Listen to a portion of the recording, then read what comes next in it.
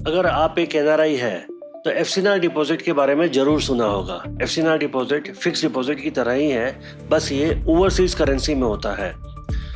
RBI के लिए और इंडिया के लिए ओवरसीज करेंसी बहुत इंपॉर्टेंट है। हमारे फॉरेक्स रिजर्व्स यूएसडी में होते हैं, तो जितना ज़्यादा यूएसडी आएगा उतना ज़्यादा हमारे फॉरेक्स रिजर्व के लिए अच्छा है। साथ ही साथ रुपया जिस तरह से डॉलर के अगेंस्ट गिरता जा रहा है, अगर डॉलर आया तो डिमांड एंड सप्लाई का गैप भी पूरा होगा और रुपया का गिरना कम हो जाएगा। इंडिया एक ऐसा देश है जो करीब करीब $1 ट्रिलियन साल में इंपोर्ट करता है, पाकिस्तान की पूरी जीडीपी के डबल से भी ज़्यादा। ये अमाउंट इतना बड़ा है कि रुपया का डिप्रिशिएट करना तय है। उसके कुछ कारण भी है। हमने अभी तक एआई में बहुत बड़ी कंपनी नहीं खड़ी की है। मैन्युफैक्चरिंग में हम अब भी चाइना और कई देशों से पीछे हैं। साथ ही साथ रुपया अभी तक ग्लोबल करेंसी नहीं बन पाया है।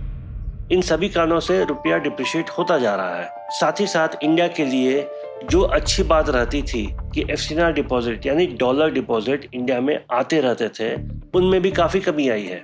पिछले एक साल में एफसीआर डिपॉजिट 87% गिरा है। $7 बिलियन से गिर के $1 बिलियन आ गया है। आरबीआई अब एक्शन में आई है।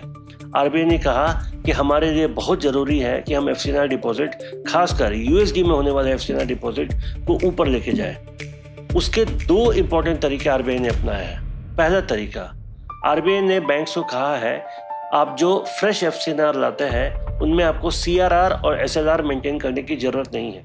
सीआरआर क्या होता है? Cash reserve ratio. जो भी बैंक अपने पास डिपॉजिट रखता है उसमें से 4.5% उसे आरबीआई के पास रखना पड़ता है किसी भी लिक्विडिटी की रिक्वायरमेंट के लिए। इस पैसे पे आरबीआई बैंक्स को इंटरेस्ट नहीं देती। इसके अलावा करीब 18% एसएलआर मेंटेन करना पड़ता है, स्टैच्यूटरी लिक्विडिटी रेशियो। इसमें बैंक पैसा अपने पास गवर्नमेंट सिक्योरिटीज में रखते हैं जिसमें इंटरेस्ट थोड़ा कम मिलता है।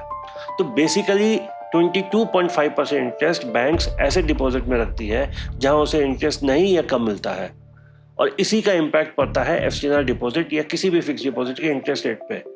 आरबीआई के अनुसार बैंक्स को नए एफसीआर में सीआरआर और एसएलआर नहीं मेंटेन करना पड़ेगा, जिसके कारण बैंक्स ये बेनिफिट कस्टमर्स को पास ऑन कर सकती है और एफसीआर का रेट अपने आप बढ़ जाएगा। जो दूसरा बेनिफिट बैंक्स को मिला है वो है कि आरबीआई ने साफ साफ कह दिया है एफसीआर के चलते हेजिंग का जो कॉस्ट होता है वो आरबीआई पूरा एब्जॉर्ब कर लेगी, बैंक को नहीं देना पड़ेगा। इससे भी बैंक को फायदा है। एक है क्या चीज? दरअसल बैंक्स एक हाथ से पैसा लेती है और दूसरे हाथ से पैसा देती है लोन के रूप में, और इसी के बीच के इंटरेस्ट को बैंक अपनी कमाई समझती है। ये पैसा आईएनआर में आता है और आईएनआर में जाता है। अब बैंक्स एफसीआर के रूप में मान लीजिए डॉलर में पैसा ले रही है, उससे क्या फर्क पड़ेगा? देना तो बैंक्स को आईएनआर में ही है। तो बैंक क्या करती है, आरबीआई के पास जाती है और ये डॉलर आरबीआई के पास रख के उससे आईएनआर में पैसे उठा लेती है, और जब एफसीआर वापस करने की बारी आती है बैंक रुपया वापस लेके आरबीआई के पास जाती है और उसके पास रखा हुआ यूएस डॉलर ले लेती है। इसमें एक छोटी सी प्रॉब्लम है। अगर इस पूरे टेन्योर के बीच में रुपया डॉलर के अगेंस्ट बहुत ज्यादा गिर गया तब समस्या आ जाती है, क्योंकि बैंक को ज्यादा पैसा देना पड़ता है। उसके लिए बैंक क्या करती है, आरबीआई के साथ एक कॉन्ट्रैक्ट साइन कर लेती है कि चाहे रुपया डॉलर के अगेंस्ट कितना भी गिरे, हम एफसीआर के मैच्योरिटी के समय जब आपको रुपया देने आएंगे तो एक फिक्स्ड रेट पे एक्सचेंज करेंगे।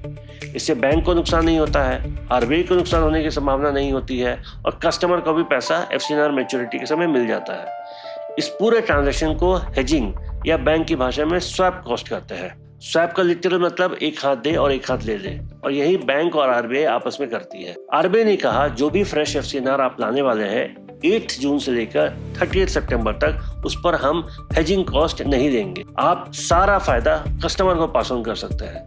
इन दोनों कारणों के कारण हर बैंक एफसीआर डिपॉजिट पे 1 से 2% इंटरेस्ट बढ़ा पा रही है। आज के समय एचडीएफसी बैंक 6%, इंडसइंड बैंक और आईडीएफसी 6.75% एफसीआर डिपॉजिट पे ऑफर कर रहे हैं, पर इसमें कुछ इंपॉर्टेंट क्लॉज है। पहला, ये डिपॉजिट 3 साल से 5 साल तक होने चाहिए। दूसरा, इसका एक लॉक इन होगा मिनिमम 1 साल का। 1 साल से पहले इन एफसीआर डिपॉजिट्स को आप नहीं ब्रेक कर सकते। इन सारे कारणों से एफसीआर डिपॉजिट ज्यादा आने की संभावना है, और हमें ऐसा लग रहा है कि रुपया डॉलर के अगेंस्ट डिप्रिशिएट अब कम करेगा। आगे क्या होगा ये समय बताएगा।